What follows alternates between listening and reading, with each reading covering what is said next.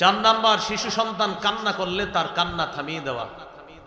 মা ডেকডেকসি ধুইতে গিয়েছে, মা রান্নার কাজে আছে, মা নামাজে দাঁড়িয়েছে, শিশুটা কান্না করা শুরু করছে, আপনি গিয়ে বাবা তার কান্না থামিয়ে দেওয়া, এটা শিশুর অধিকার।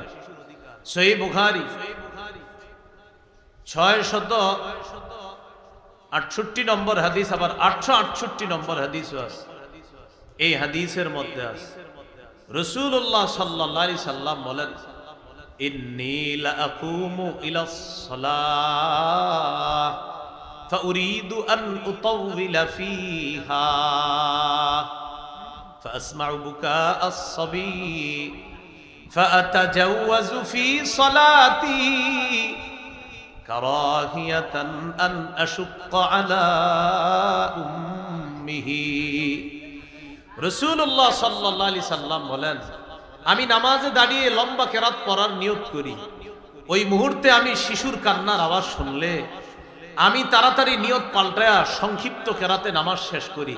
কারণ আমার পিছনে যে নারী আছে, শিশুর মা আছে, শিশুর কান্নায় মায়ের কষ্ট হবে।